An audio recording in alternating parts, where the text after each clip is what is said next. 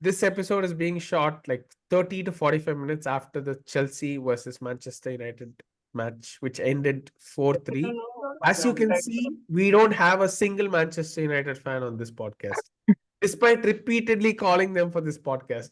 I, in fact, called them to this podcast. I told them it will happen when Chelsea was losing 3-2. When it was 2-2 as well, I told them it will happen, but they're not here.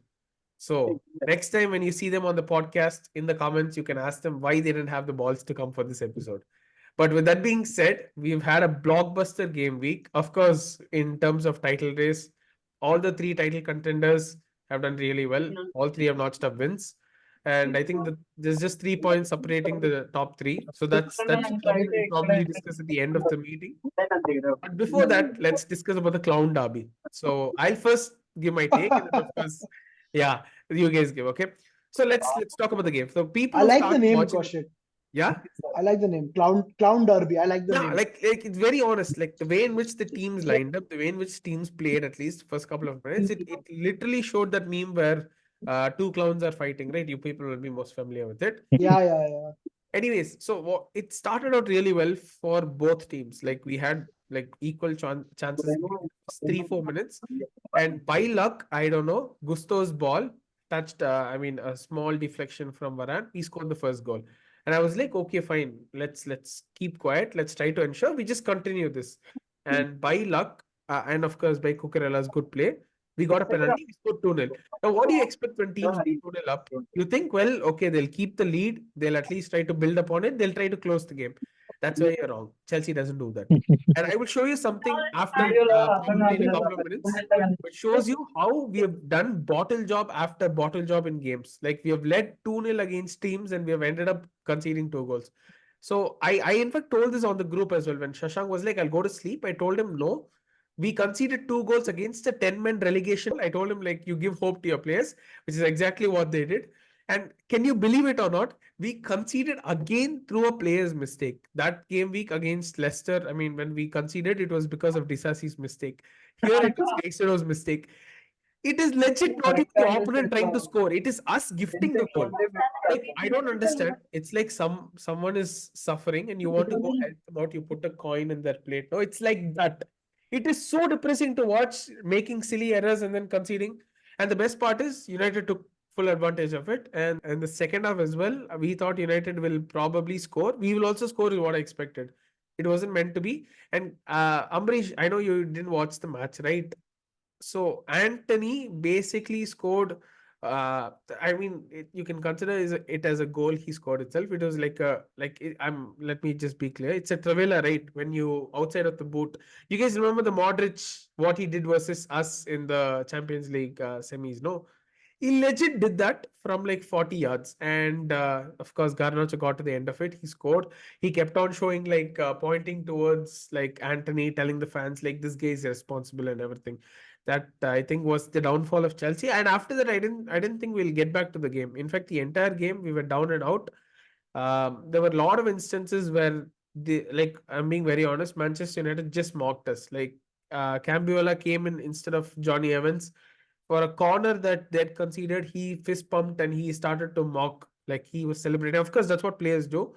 And of course, Ten Hag bringing Mason Mount, the boy who dreamed, with like 5 minutes to go was completely unnecessary. I don't know what he needed to do there. If you're leading 3-2, you needed to bring a defender to solidify your lead. But he was like, let's go, let's send him out and let's frustrate the fans. And Mount as well got into a fight with Enzo Fernandez, riling up the fans. But in conclusion, what happened was in the last minute, probably let's say 99, after the 99th minute, Noni Madueke, who came 100th as the minute. last substitute, just Yeah. got a burst of pace left in him. He took on Dallo.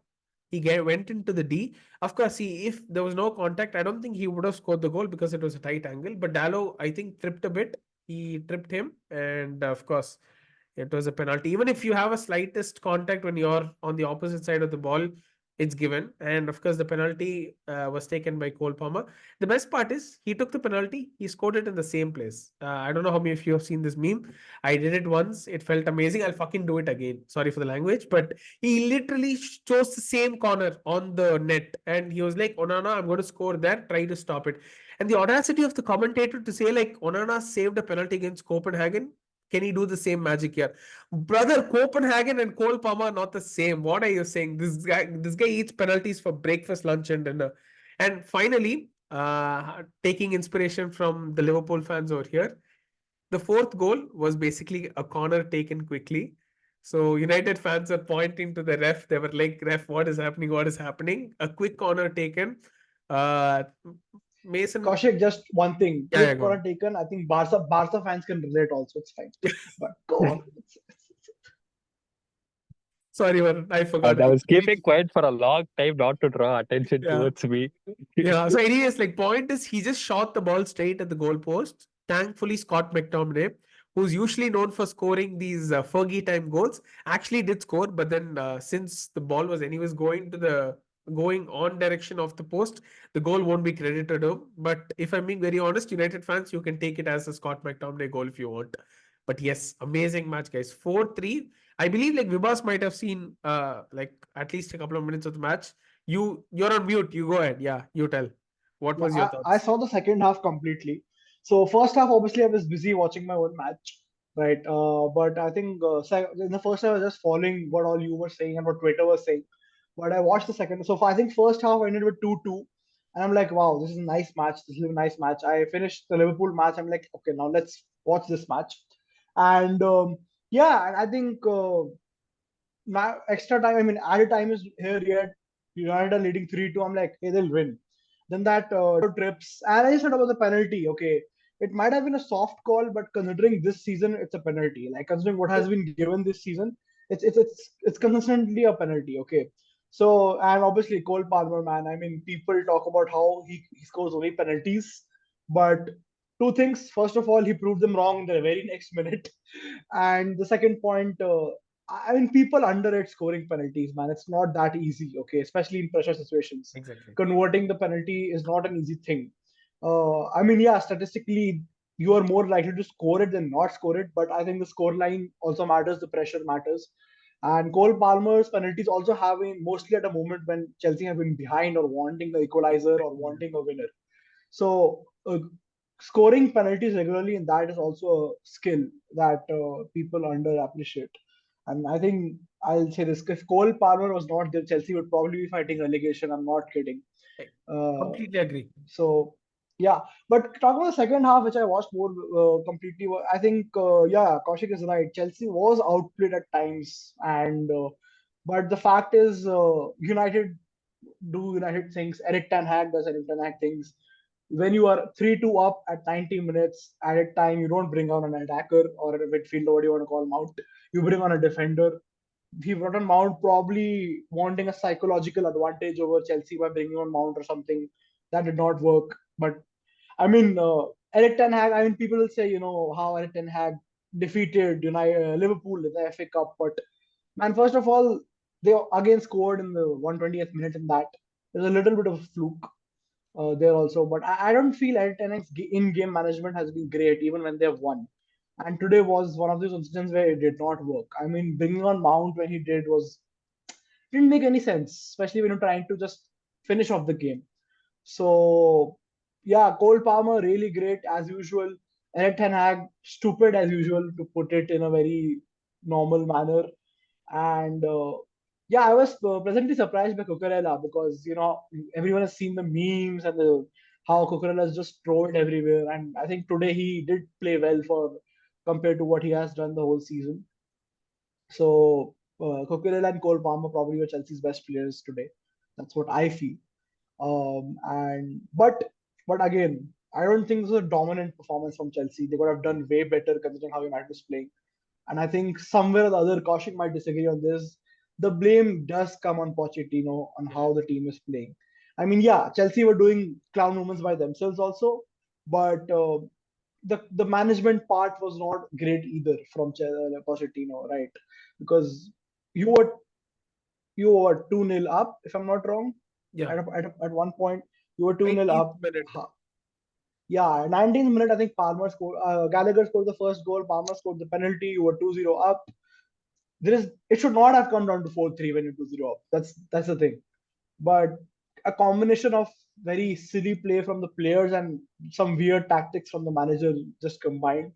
But eventually, you guys made it through. So again, single-handedly through Cole Palmer. And again, to repeat, if he was not there, you would be fighting relegation. So yeah, Oh, that's my view. he's single-handedly saving a man's job. Like imagine, like not only saving the club, he's saving Pochettino's job week in, week out. But no, so there's one thing that you said no. So the thing is, once like I mean, even if you want to bring Mason Mount on, that's fine. But what do teams do? Like the commentator kept on saying, you need to have an in-game management now, which is to keep the ball to yourself, take it to the corner flag, waste time. This is what we have seen in games. That's what teams do. They try to kill time. They try to like take the game slowly, finish the game off. Instead, I didn't see that from Manchester United. They kept on like either they were taunting Chelsea. They were in the sense that they didn't want to score a goal. Yeah, United They want to keep United the are ball as well. very poor at keeping the ball. You've seen that repeatedly. They just can't keep the ball. Again, United, I think for United, only Garnacho was the only one who was Yeah. exceptional. Anthony, I mean, I don't like saying it, but Anthony was good. Okay, especially compared to what we have been seeing from him till now. The trolling he has got, he was actually good. He had an assist, Yes.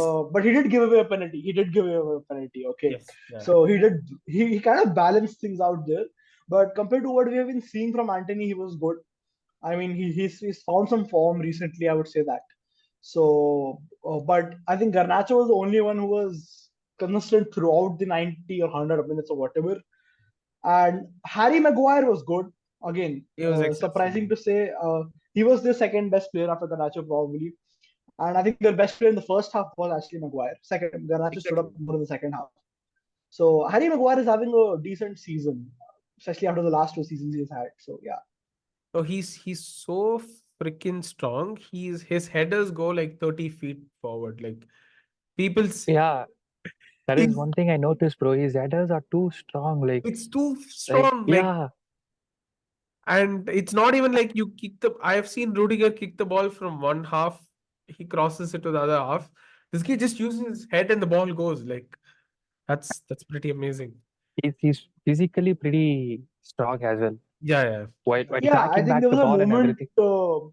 when he ran from the half line and tried to score a goal, which Yeah, could not, obviously. But Yeah. so, I mean, he's doing well, especially considering what people were talking about him last season and the season before that. So, yeah. No, and it's very important that he stays fit because like today Varane got injured. He had to be subbed off.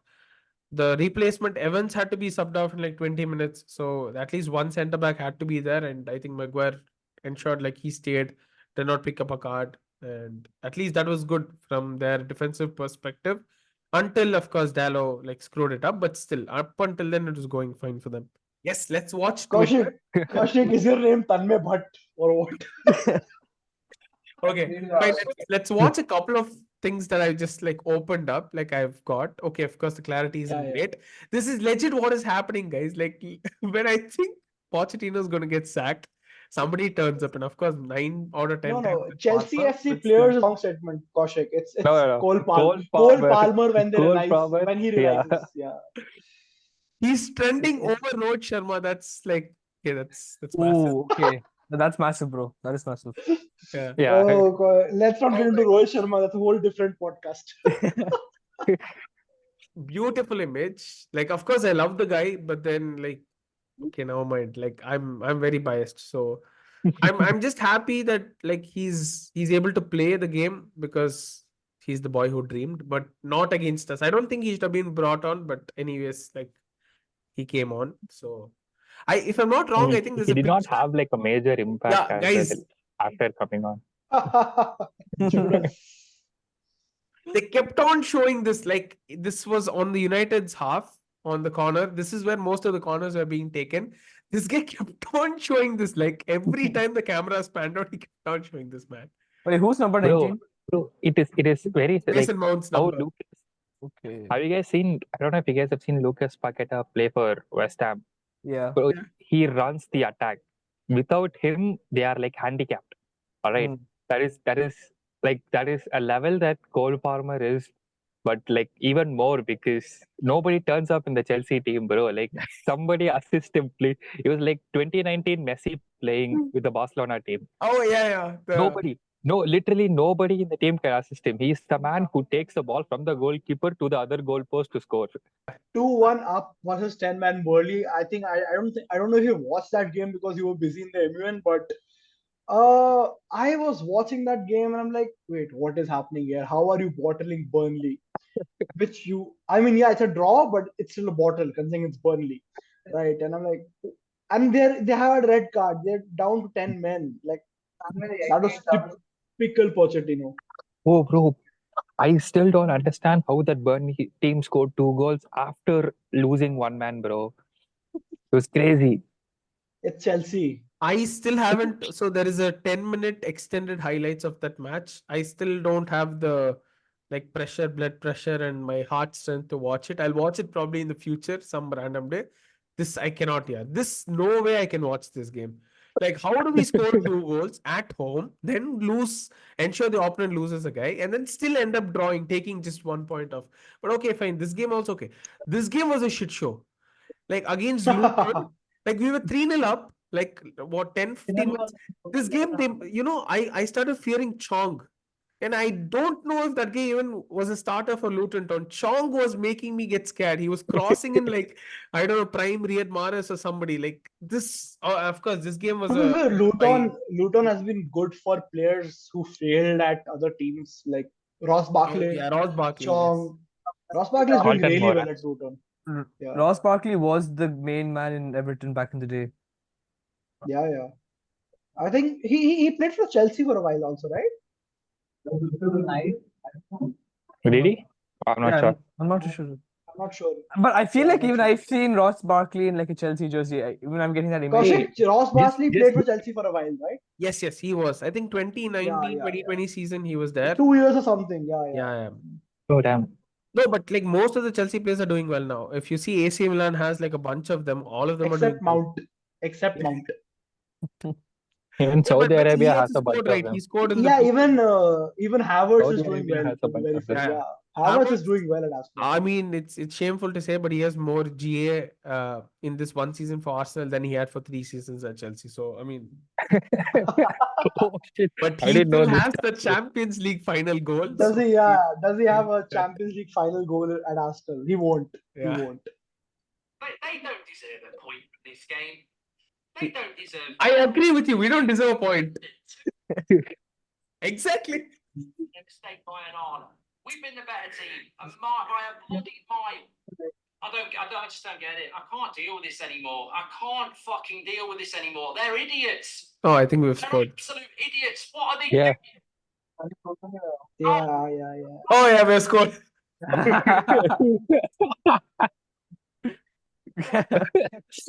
Whenever I see Mark Goldbridge, I remember his clip from the 7-0 Liverpool match. I And him swear. Him standing behind that chair. That is my memory of Mark Goldbridge. So yeah. Yes.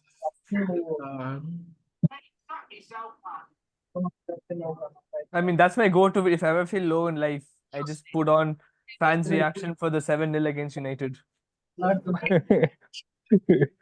If any of the United fans were here, they would say the same thing. Let's be honest. Yeah, They would say the I same know. thing. But anyways, there are a couple of things that are positive for us. We have beaten United for the first time since 2017, which is great. We've also beaten, I think, like for the first time, United have lost the game like while leading at 99th minute, which is I find the first insight very interesting. exactly, Luke, that's the latest the side has losing ever. 99-17. Damn. Bro. And the best part is, I know, of course, we had a discussion previously with Vibhas, like Cole Palmer's both goals were scored after the 8th additional minute. Like, so I don't agree with what you said, Vibhas, like last time. It just means minimum of 8 minutes. So I don't mind if we have extra minutes as long as we get Yeah, goals. I mean, all jokes and biases apart, that is what it's supposed to mean. I've been saying this for I've been saying this since last season when Nunes scored in extra time against Newcastle last season, and I've been saying this that additional time is minimum. It's up to the referee to see till when the ball can be in play. Exactly. Right. When they say 8 add minutes, like 8 minutes you will play minimum. It can be more than that, and it is normally more than that. It is normally more than that. It's just that normally goals are not scored in those minutes. People don't notice it. Yeah. No, I mean, even this game as well, like it was within rights of the ref to blow it right after the penalty was taken. That could have legit been the last kick of the game. But he was like, Yeah, even let's give it an opportunity, one more play. And see, that's the beauty of this game. If we scored the penalty, it was supposed to be United's ball. All they had to do was just keep it with them. But they were like, okay, fine, let's go for a goal. That's what Dallo did. Again, it was Dallo. Like if you guys saw the replay, he tries attacking, they lose out the ball, we are on a counter. And then of course, we should have scored an open play, but never nonetheless, we screwed up. It goes for a corner.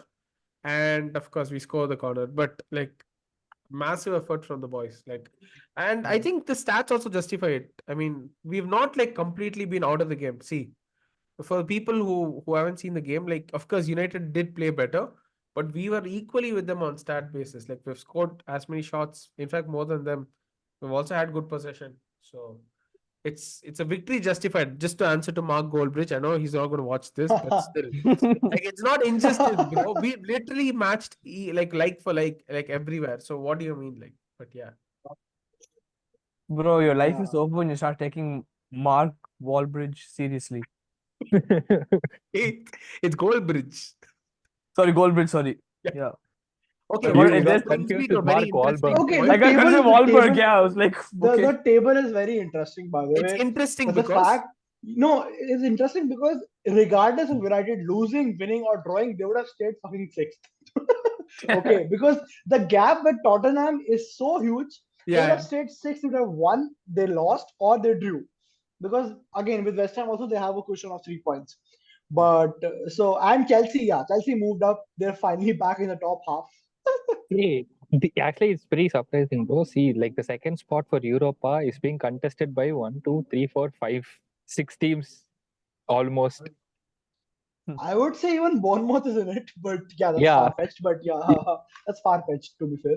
I think it'll be United, West Ham, Newcastle, Brighton, and Chelsea. Yeah, one of those.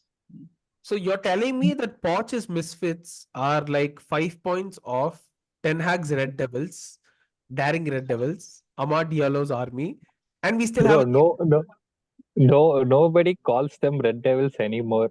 They are not devils. They are no, just red clouds.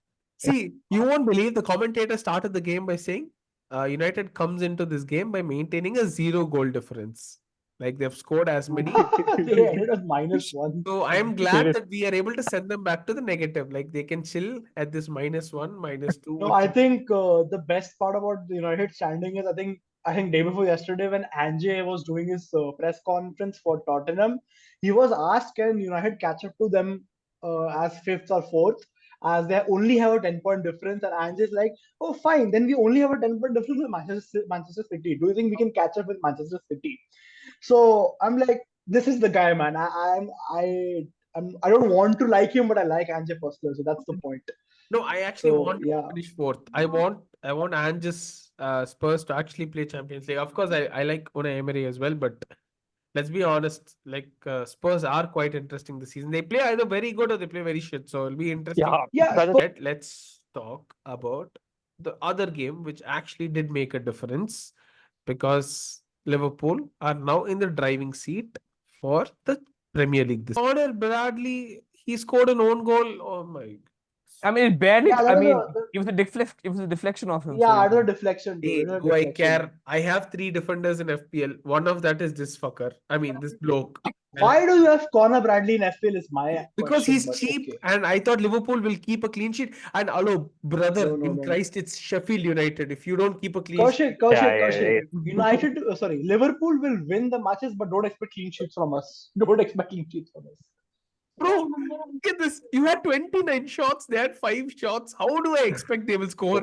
They had, You tell bro. me. This is like a FIFA game, bro. I don't know. Yeah, it's lagging. What the fuck was this? What the fuck was this, dude? This is the most hilarious. We were what 0-0 at that time, and I was watching the match. I'm like, we need to score, we need to score, we need to score. And this happens. At first, I'm like, wait, what happened? I had to rewind on Hotstar. I had to go back and see what happened. And Nunes just put his foot in, it just went in. I'm like, this is Darwin Nunes. Either he'll miss a sitter and we'll all curse him, or he'll score a goal that no one expect him to do in ages. That's the thing with Darwin Núñez. Bro, Okay, essentially, he didn't score the goal. He just like hit him and went inside. Yeah, he did He put in no what effort over Benzema there. did. Credit to yeah, Darwin for the pressure, but Yeah, it was a Karius. goalkeeper. Like he just fumbled it. He was Yeah, late. obviously, Yeah. but if he had not put his foot there, it would not gone in. That is No, my definitely. point. Like I think, Darwin, his bro, I constant think pressure. Darwin Nunez should start doing it, bro. Like the coach said, he takes efforts to score. He's missing those.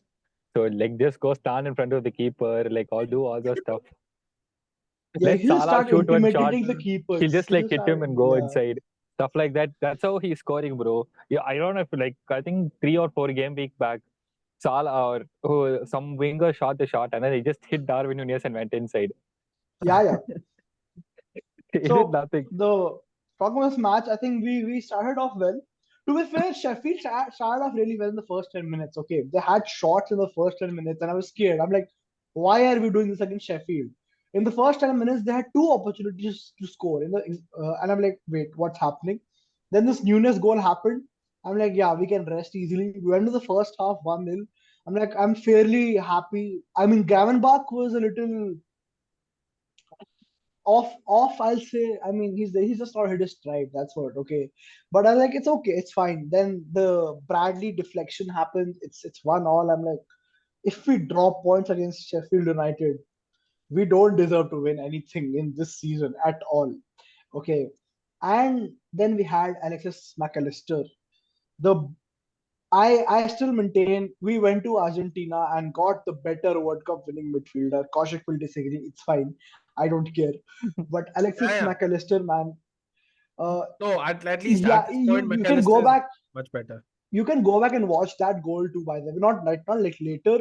It was a worldie, man. He scored an excellent goal to put us 2-1 up. And once we went 2-1 up, the thing I liked about the best in this match was once we went 2-1 up, we were not like, okay, fine, we are 2-1 up, we'll win. We knew 2-1 is not a safe scoreline. We tried hard for the third goal and got it. We'll just win it.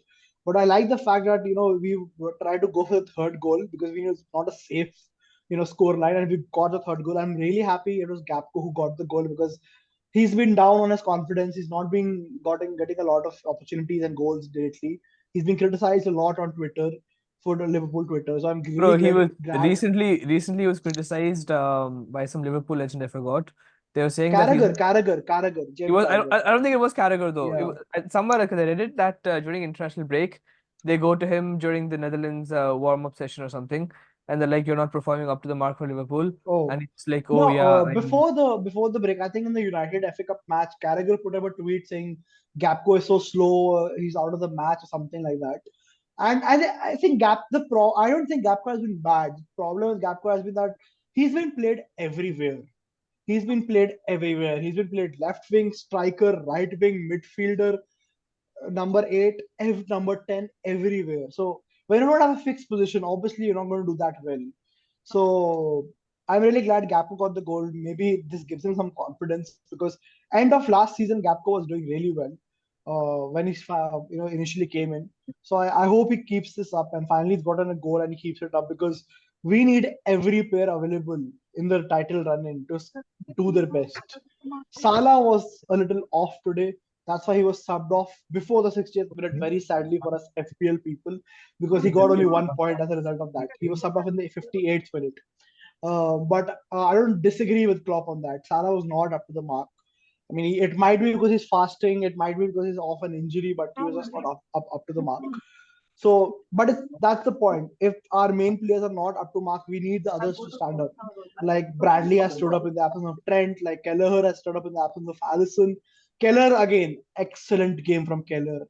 I think there's a stat before the match that Keller has now played equal matches as Alisson this season.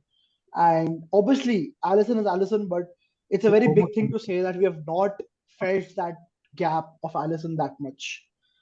Because Keller has just been exceptional, has stood up exceptionally. Same with Conor Bradley in the absence of Trent.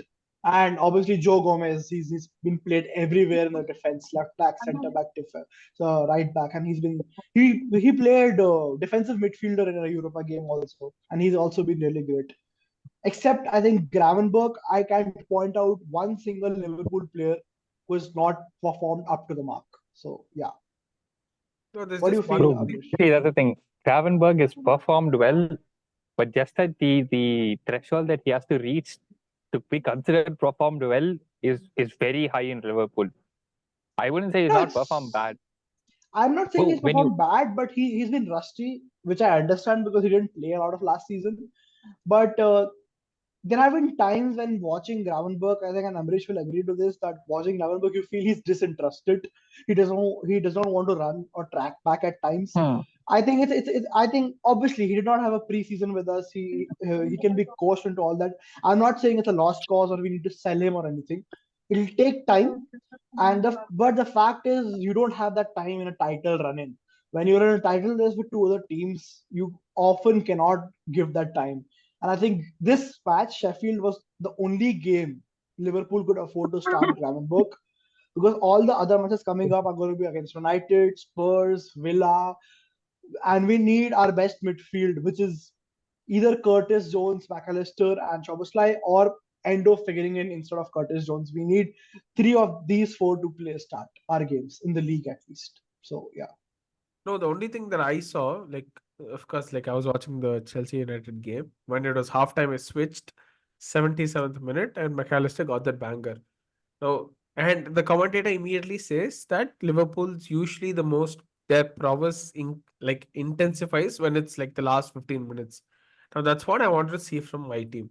Like Liverpool does it like week in, week out. Like, of course, you guys lead most of the time, but when it is not in the lead, you work towards ensuring you get a lead. And that's something that's missing from teams, especially like I can speak for Chelsea, not for any other team. I think But when we are one one going one down, we don't go factor for it. Yeah. yeah, one factor in those comebacks is, especially if it's at Anfield, is the crowd. Because Yeah. you will notice whenever we go back, we go down or we are behind, the crowd wakes up like nothing else. They start chanting, they start backing our players, they start supporting our players to a noise level that's unprecedented compared to other seasons. I think they realize it's the Klopp farewell season, so they're pulling up. But Anfield crowd or the Liverpool crowd has been really great. Even in the away game has been really great and has helped us pull up. Even in the Chelsea final at Wembley, it was the crowd that really helped us. Kaushik, your ending remarks. I'm done. It's okay. What? United fans, Any ending suck it. remark? Yeah, suck it when you wake up tomorrow morning. They should have been here. They should have been here. They pussied out. Yeah, Sorry for the language, but they